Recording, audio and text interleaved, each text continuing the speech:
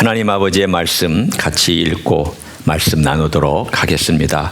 말씀은 요한복음 21장 1절부터 8절까지의 말씀입니다. 요한복음 21장 1절부터 8절까지의 말씀, 저와 여러분이 한 절씩 교독합니다.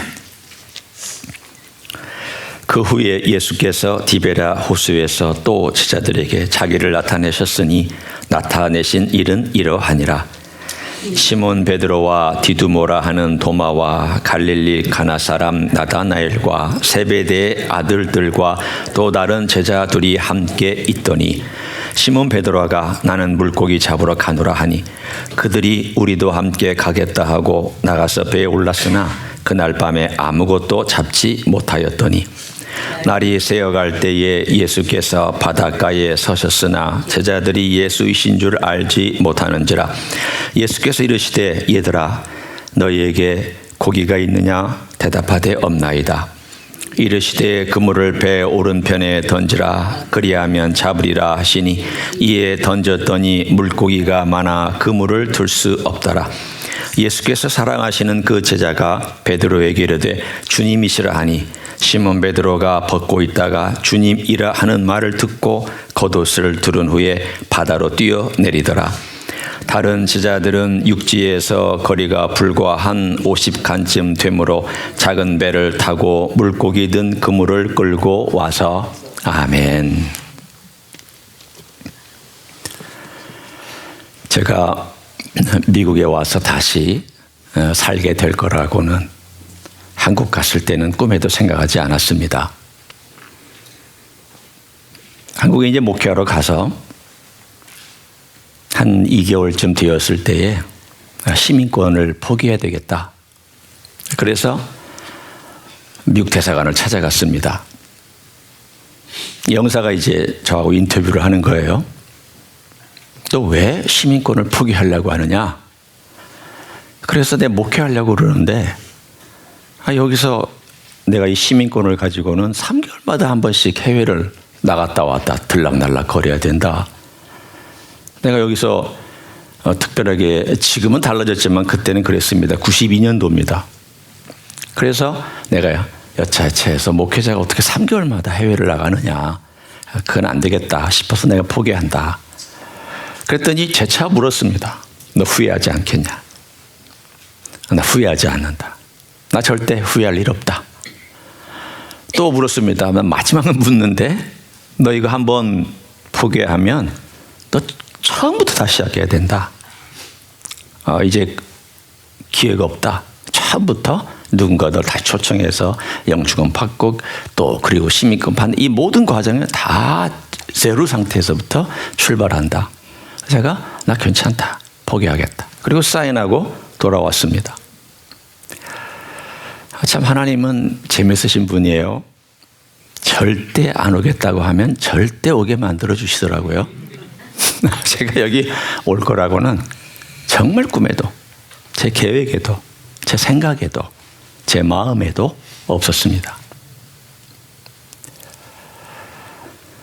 그런데 어떻게 돌아왔습니다.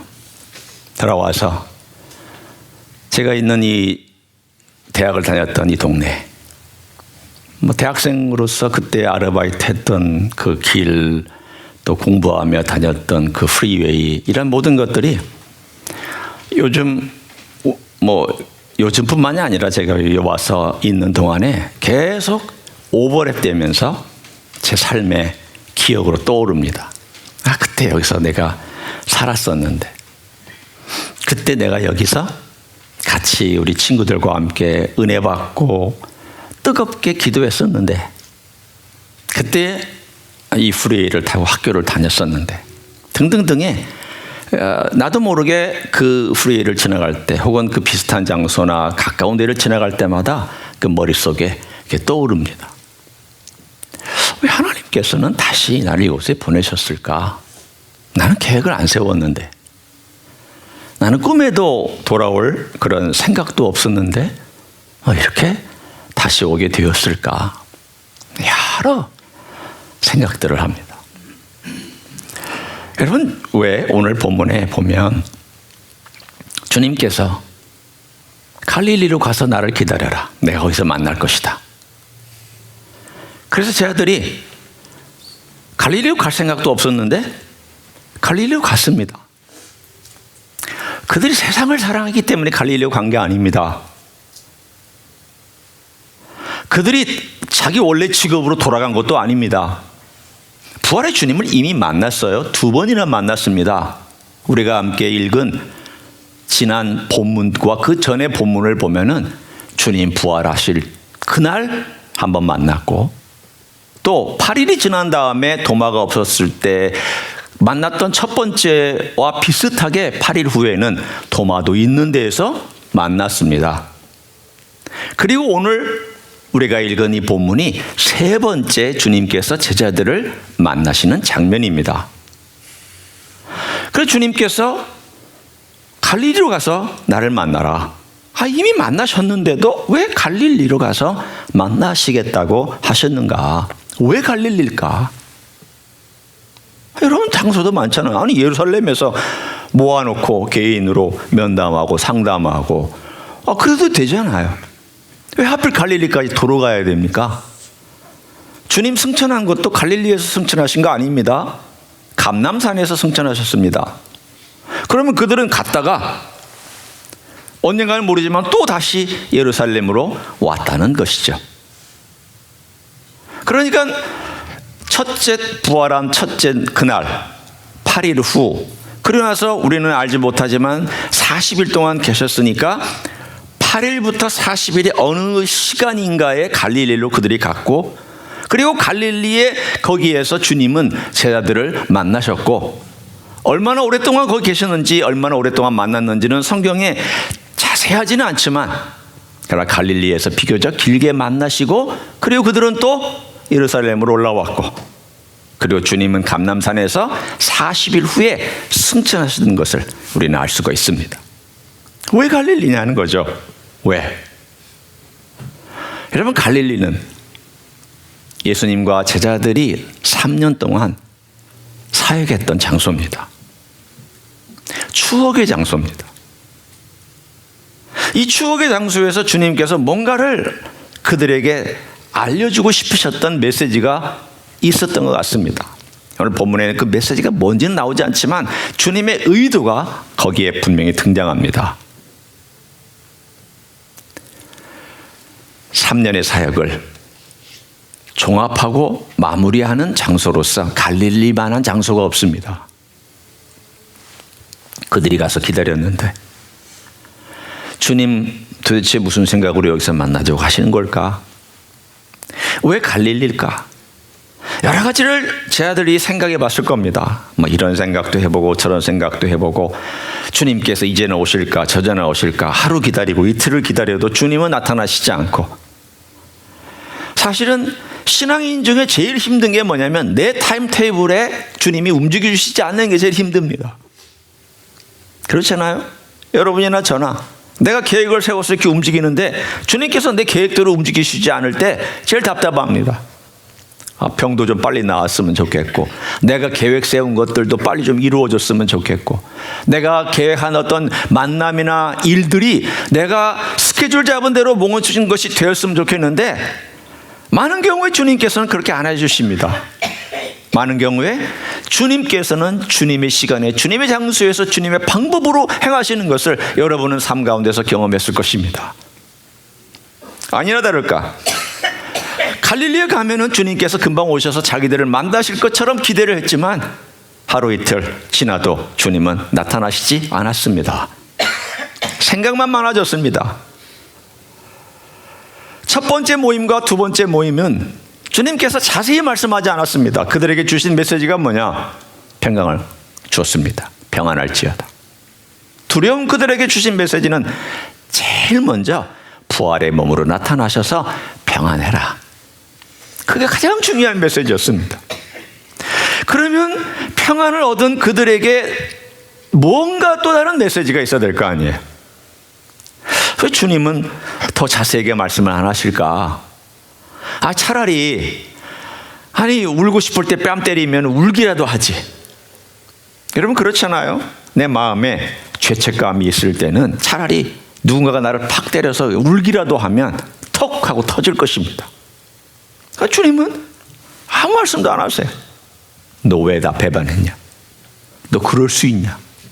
도마 보고도 말씀하셨지만, 도마야, 네가 보고 믿는 것보다는 안 보고 믿는 게 더 복되다. 그럼에도 불구하고 주님께서는 도마 보고 너 와서 만져봐라. 만져봐. 우리의 상상을 초월할 정도로 주님은 제자들에게 너그럽게 대하셨던 것을 우리는 알 수 있습니다. 우리 같으면 그렇게 안 하죠. 우리는 그렇게 너그럽지 않습니다. 나를 배반한 사람이나 나에게 상처를 준 사람에 대해서 우리는 그렇게 너그럽지 않아요. 심지어는 자식에게도 그럴 때가 많아요. 주님은 이 사람들에게 사랑과 용서와 너그럽게 대하고 내가 너희들에게 평안을 준다. 그러니 배반한 제자들의 입장으로서는 주님께서 뭔가 좀 속 시원히 말씀을 좀 하셨으면 좋겠는데 그렇게 말씀도 안 하셨고, 베드로야, 도마야, 너희들아, 내가 갈릴리에서 너희들을 좀 만나기를 원한다. 여러분 같으면 그러면 갈릴리에서 주님 뭐라고 말씀하실까 막 상상하지 않겠어요? 막 생각하지 않겠어요? 무슨 말씀을 하시려고 그러나, 우리가 가면 거기에서 주님 어떻게 만나야 되나 등등등의 많은 상상력을 가지고 아마도 그들은 기다리고 있었을 것입니다. 그때 주님께서 나타나시자 아니나 다를까 제일 먼저 행동을 취한 사람은 베드로입니다. 베드로는 먼저 항상 액션이 다른 사람보다 먼저 나가잖아. 나 주님 기다리는 게 너무 힘들다. 물고기 잡으러 갈 것이다. 이건 자기 직업으로 돌아간 물고기 잡이가 아닙니다. 조바심과 안타까움과 주님을 기다리는 가운데서 이 긴장을 참지 못해서 이것을 어떻게든 좀 풀어보려고, 그리고 바닷가로 나가서 고기잡이를 시작했습니다. 자기가 잘하는 거니까. 평생 해왔고 3년 동안 주님 따라다니는 시간 동안만 안 해왔던 거니까 이까짓 것 뭐 큰 문제 있겠느냐 해서 밤새 고기를 잡았습니다. 한 마리도 못 잡았습니다. 그 새벽에 한 분이 호숫가에 있다가, 여기 보면은 거리에 대한 이야기가 나와 있어요. 거리를 보면은 한 50칸쯤이라고 나와 있는데 이게 약 한 70m에서 한 80m 정도 됩니다. 그러니까 아주 멀지도 않고 그렇다고 아주 가깝지도 않아요. 한 7, 80m 된 정도의 거리에서 호숫가에 있고, 이런 새벽 조용한 데에 저 호숫가 조금 떨어진 곳에서 제자들이 7명이 찌린의 뱃사공이 물고기를 잡고 애를 쓰고 있는데 말씀하셨습니다. 얘들아, 불렀습니다. 거기 고기 잡았느냐?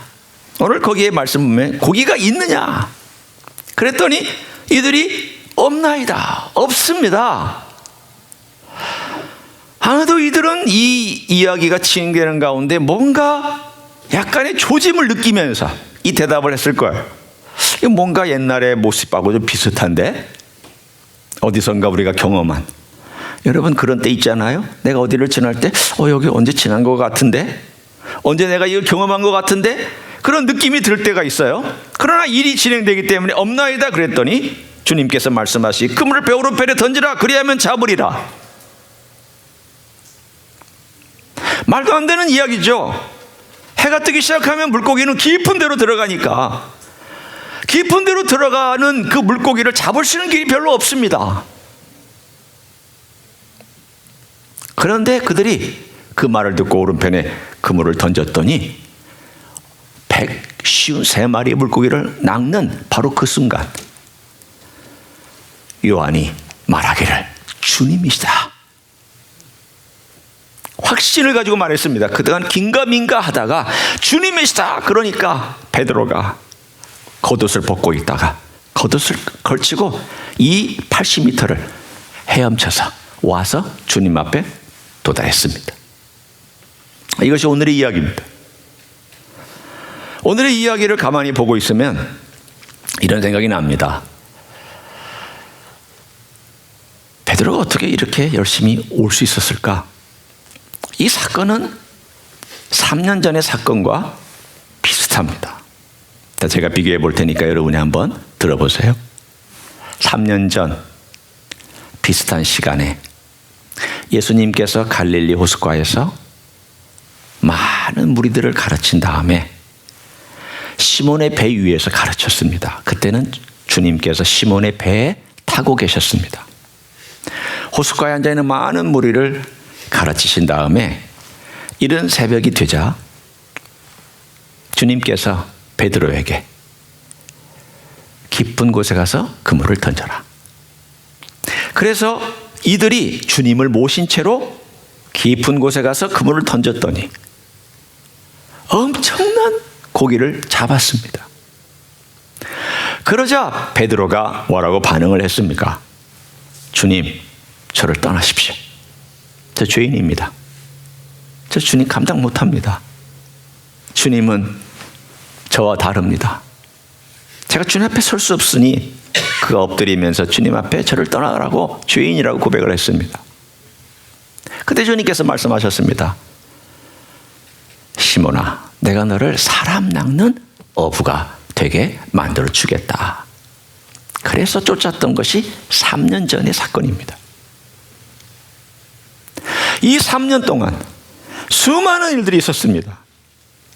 3년 동안 갈릴리 호수에서 풍랑을 만난 이야기, 갈릴리 호수에서 사람들을 가르친 이야기, 갈릴리 호숫가에서 5,000명을 먹이신 이야기, 갈릴리 호숫가에서 주님이 걸어오신 이야기, 수많은 이야기들이 이 호숫가를 중심으로 일어났습니다.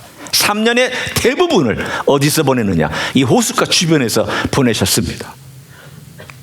북쪽으로 갔다 서쪽으로 갔다가 동쪽으로 갔다 남쪽으로 갔다가 유대를 올라간 것은 주님께서 절기 때만 올라가셨지 대부분의 시간은 다 갈릴리에서 3년을 보내신 시간들입니다.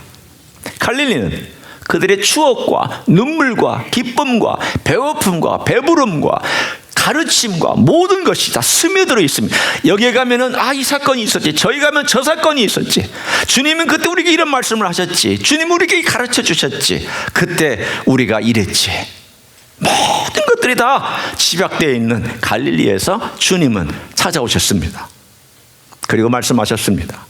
시몬아, 도마야, 요한아, 내가 너희들하고 만났던 바로 여기서 내가 다시 너희들을 찾아왔다. 너희들이 나를 찾는 게 아니다. 내가 너희를 찾아온 거고 내가 너희를 만나러 온 것이다. 주님은 이 모든 것들이 그분의 계획 속에 있었습니다. 만나고자 한 것도 주님이시고 가서 기다리는 가운데 조바심이 있었지만 그들의 약한 부분과 이런 모든 것들도 다 쓰셔서 그곳에서 만나기를 원하셨습니다. 실패했죠? 고기 못 잡았죠? 뭘 말씀하고 있습니까? 내가 내 시간에 너희들을 만날 텐데 너희들이 그 시간에도 나를 기다리지 못하고 이렇게 실패해도 괜찮아. 그것도 내가 다 의도하고 너희들을 만나려는 것이다. 그때 실패했던 것과 똑같이 오늘도 실패하지 않았느냐. 내가 너희를 처음 제자 삼을 때도 너희들은 실패했고 너희들이 이제 새로운 장으로 나아갈 때도 실패했다. 내가 부활되기 전에 너희를 만났을 때에도 너희는 실패했고 부활한 이후에 나를 만난 이후에도 너희는 실패했다. 그러나 너희들이 실패한 것은 나를 의지하게끔 주님밖에는 이 모든 것을 채워줄 분이 없구나. 그 메시지를 제일 강력하게 저희들에게 지금 전하고 계십니다. 이 사건을 그들이 경험한 다음에 어땠을 것 같다고 생각하십니까? 미래에 주님이 승천하신 다음 그들이 힘들고 어려운 사건들 많이 경험할 거 아니에요? 충분히 실패할 수 있는 사건들 많이 경험할 거 아니에요? 어떤 때는 능력이 있다고 보면, 기적을 베풀다 보면, 말씀을 전하다 보면 그 일에 빠져서 자기도 모르게 주님 의지하지 아니하고 실패할 때가 있습니다. 목회 현장이 그래요. 목회 현장이 어떤 일들을 할 때 목사가 막 말씀 전하고 부지런히 일하고 부지런히 돌아다니고 교회도 성장하고 건축도 되어지고 이러면 저도 모르게 되나 보다. 주님이 축복해 주시나 보다. 그러면서 저도 모르게 주님을 의지하지 않고 있어요. 우리가 그래요. 부활의 주님을 만난 것이 전부가 아니에요. 부활의 주님을 만났어도 여전히 내 기질과 내가 하고 싶은 것과 혹은 내 조바심과 내 이런 모든 것들이 튀어나와요. 나 베드로 튀어나왔잖아. 쟤들 튀어나와 있잖아.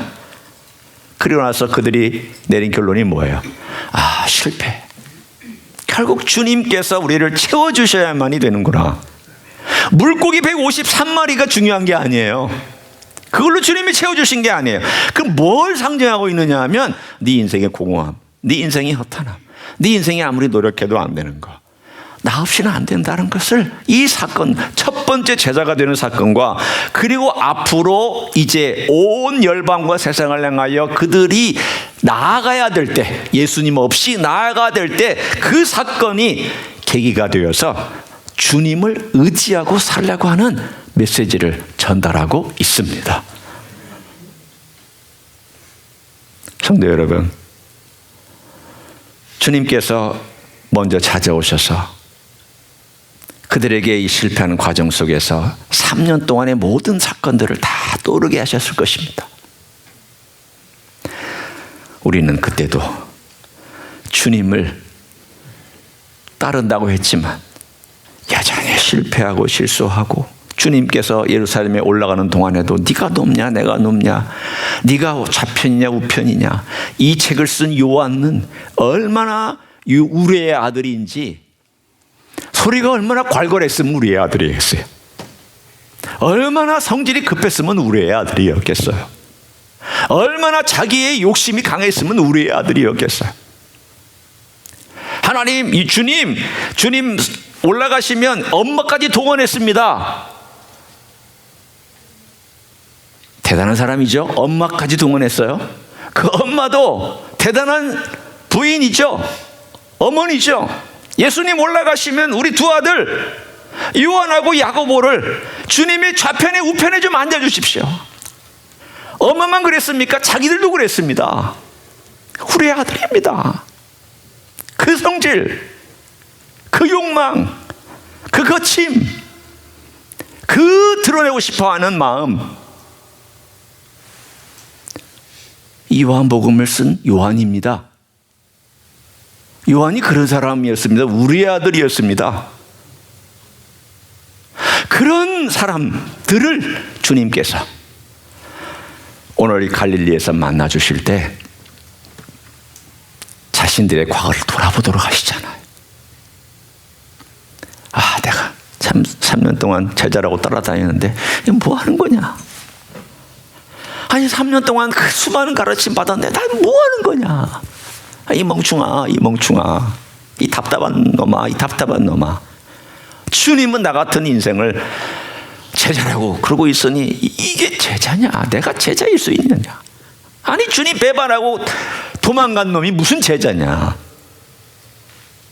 수많은 생각들이 그의 머리와 마음을 때리고 있을 때 주님께서 나타나셔서 깊은 곳에 혹은 오른쪽에 가서 그물을 던져라.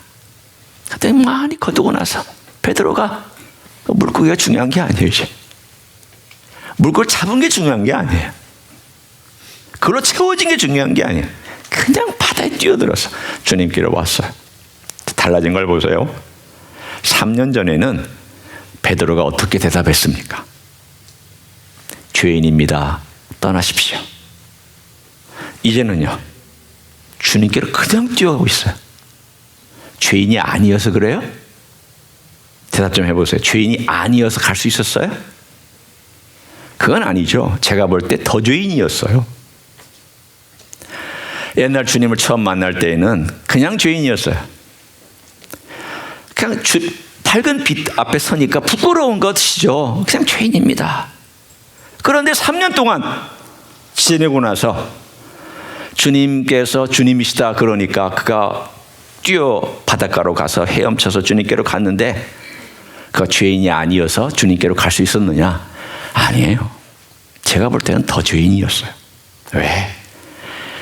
제자답지도 않았고 주님 배반했고 주님 말씀대로 살지도 못했고 부끄러운 인생. 이제는 구체적으로 죄인이야. 구체적으로 죄인인 걸 알아요. 그런데 왜 주님께 더 가까이 갔어요? 그때는 떠나십시오 하던 이 사람이 주님께로 그냥 달려갈 수 있었습니까? 네, 이게 바로 우리 주님의 사랑의 힘입니다. 사랑의 힘이에요.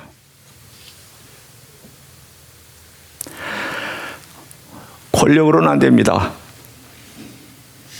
돈으로도 안 됩니다. 내 권세와 권위와 내 지위로도 안 됩니다. 그걸 제일 잘 알 수 있는 것은 자식과의 관계. 자식이요. 뭐 옛날에는 어렸을 때는 엄마 아빠 가면은 따라다니기 바빴어요. 그렇죠? 엄마 아빠 가면 쫄랑이 따라갔어요. 그때는 엄마 아빠가 굉장히 파워도 세고 그 영향력도 셌어요.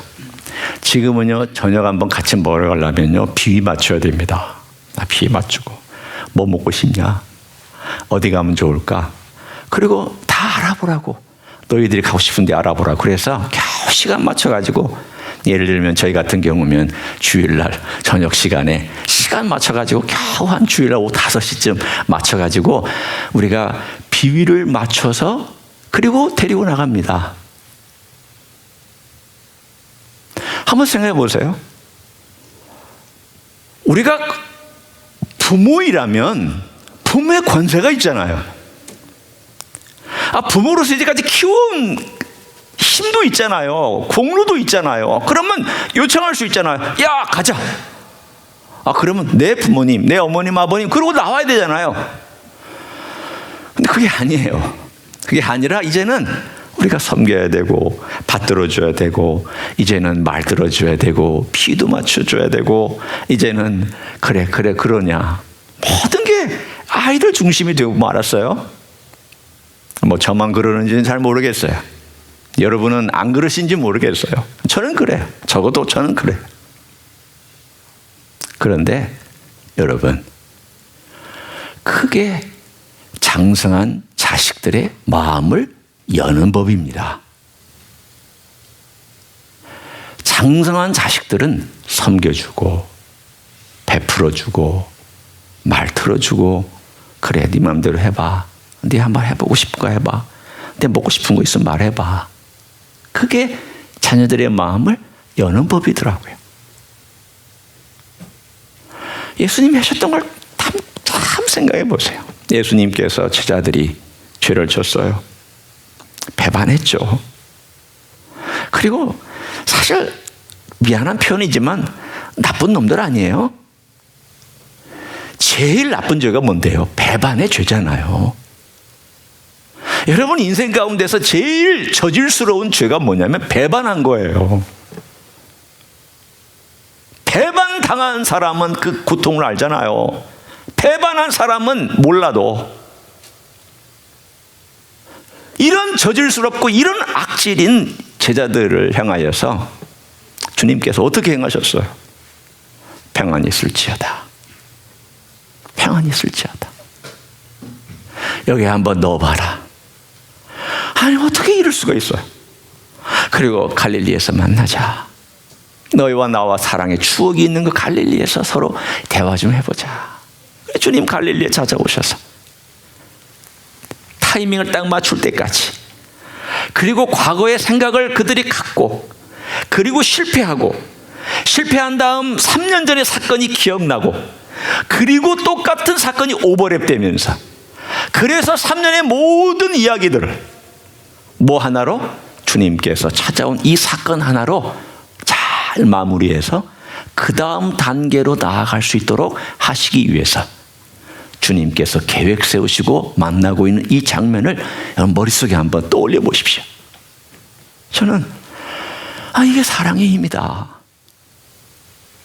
이게 십자가에서 우리에게 보여주신 사랑이다. 주님은 십자가 이전에도 사랑하셨고 십자가에서 또 사랑하셨고 십자가 이후에도 사랑하고 계시고 주님의 그 사랑이라는 이야기 외에는 다른 이야기가 없어요. 왜 요한복음 21장이 존재할까? 여러분 잘 보세요. 요한복음 20장에 보면 이미 다 결론 내렸잖아요. 우리가 지난 시간에 읽었잖아요. 예수께서 제 아들 앞에서 이 책에 기록되지 아니한 다른 표적도 많이 행하셨으나 오직 이것을 기록하면 너희로 예수께서 하나님의 아들 그리스도이심을 믿게 하려 하며 또 너희로 믿고 그 이름을 힘입어 생명을 얻게 하려 함이니라. 결론 떡. 결론까지 다 맺어줬잖아요. 내가 왜 이 책을 썼느냐? 이거 하려고 썼다. 결론 끝. 그런데 21장이 또 나와. 왜 나왔어요?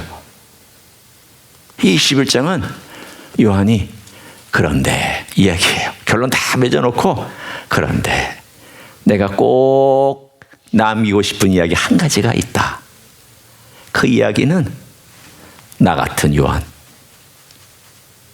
베드로뿐만이 아니에요. 베드로가 여기서 대표로 나오고 있지만 나 같은 우리의 아들 같은 이 요한, 이런 인생에 대하여 주님께서 야단치시지 않냐고 또 찾아와 주신 것이다. 또 만나 주신 것이다. 우리의 실패에도 불구하고 주님은 또 주님께서 역사해 주신 것이다. 주님은 그런 분이다. 그 이야기를 꼭 전하고 싶었던 거예요. 이게 사랑의 힘이라고, 이게 복음의 힘이라고. 주님이 이렇게 우리를 사랑했다고, 주님은 이 일로 우리를 회복시켰다고. 우리가 사도로서 목숨 걸고 따라가는 것은 권세 때문도 아니요, 돈 때문도 아니요, 이 땅에서 누리는 어떤 영광 때문도 아니요, 우리가 많은 것을 가졌기 때문도 혹은 가질 것이라는 것 때문이 아니라 이 사랑의 힘 때문에 우리가 지금도 견디고 앞으로도 견딜 것이고 앞으로도 그렇게 살 것이더라고. 그는 고백하고 싶었던 거예요.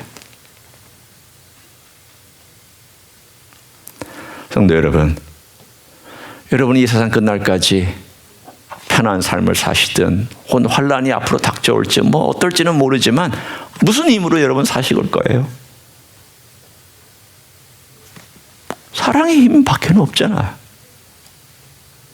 근데 그 주님이 나를 그렇게 사랑하신다고 말씀하고 계시잖아요. 제가 초반에 주님께서 저를 다시 미국에 절대 안 오겠다고 했던 인생을 절대 오게 하셔서 보내셨다고 이렇게 얘기를 했던 그런 서두가 있습니다. 가만히 생각해 보니까 제가 여기 와 있으니까 제가 어떤 인생을 살았는지가 보였어요. 사람은 희한해요. 어떤 환경이 바뀌어야 자기의 과거가 보여요. 어려운 일 앞에 서봐야 내가 어떻게 살았는지를 보게 되고, 어떤 일을 올스톱하고 가만히 있어봐야 내 인생을 어떻게 살았지 돌아와요. 제 목회 현장을 떠나서 미국이라고 하는 뭐 생소하죠. 왜냐하면 제가 여기서 목회한 적은 없으니까 공부만 했지. 와보니까 내가 어떻게 인생을 살았지, 내가 어떻게 목회했지, 내가 어떻게 살았지, 이게 하나씩 하나씩 생각나기 시작하는 거예요. 아, 그래서 저는 아직 다 몰라요. 다 모릅니다. 왜 여기 보내셨는지. 제가 아는 한 가지만을 여러분과 나눌 수 있는 게 뭐냐, 제가 이 자리에 와서 다시 돌아보면서 아, 그때 내가 대학교 때 교회 다니면서 그 은혜 받았던 그때로부터 내가 다시 돌아온 이때까지 주님께서 내 인생을 어떻게 인도하셨는지를 돌아보게 해주시는구나. 돌아보게 됐어요. 많은 것들을 돌아보고 또 돌아보고 또 생각하고 또 생각하면서 내가 했던 목회, 내가 했던 관계, 내가 했던 어리석음, 내가 했던 많은 실패, 또 주님의 도우심과 은혜, 회복 등등등, 부정적인 것, 긍정적인 것 다 포함해서 이런 것들을 생각나게 하셨어요. 정말 중요한 한 가지가 제 삶 가운데 이 오늘의 본문하고 똑같이 저를 움직이고 있습니다. 아, 주님께서 이런 나를 여전히 사랑하시는구나. 내가 설 수 있는 것도 이 한 가지밖에 없구나. 부족한 나. 여전히 부족합니다. 여전히 모자랍니다. 여전히 주님 그 뜻, 주님 마음에 턱없이 부족합니다. 그렇지만 나는 주님 없이는 살 수 없다. 나는 주님 없이는 절대 이 길을 걸어갈 수 없다. 이거를 과거에 쭉 비춰보면서 생각나게 해주시는 거예요. 너는 나 없이 못 산다. 너는 나 없이 못 걸어간다. 너는 나 없이 앞으로 남은 생에 못한다. 이걸 가르쳐주고 계세요. 저는 너무 감사해요. 그래서 감사해요.